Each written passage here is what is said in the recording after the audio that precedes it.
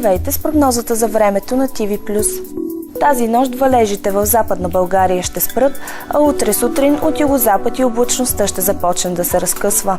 В източната половина от страната снеговалежите ще продължат, но през деня постепенно ще отслабват и до вечерта в повечето места ще спрат, най-късно в югоизточните райони. Вятърът ще е слаб, само в източна България ще остане доумерен от север и времето там ще е по-студено от обичайното, с дневни температури между -3 и 0 градуса.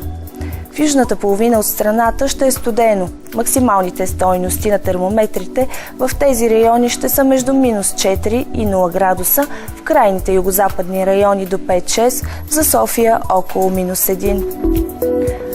В планините от Западна България ще е без валежи. До края на деня снеговалежите в Странджа и Сакар също ще спрат. Вятърът ще отслабне, а по-късно ще се ориентира от запад. Над Западна Европа ще е облачно с валежи от дъжд, по-интензивни във Франция и Бенелюкс. Над по-голямата част от Италия ще преобладава слънчево време.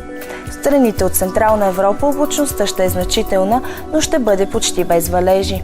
В Полша, Украйна и южните части на Европейска Русия ще превалява сняг, а в северните снеговалежите ще отслабнат. У нас в понеделник облачността ще е разкъсана, над много райони незначителна.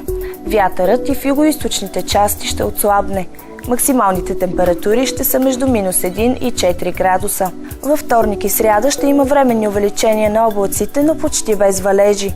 В Дунавската равнина ще духа слаб до умерен западен вятър. Температурите ще се повишат. Такава е прогнозата за времето. Желая ви приятна вечер!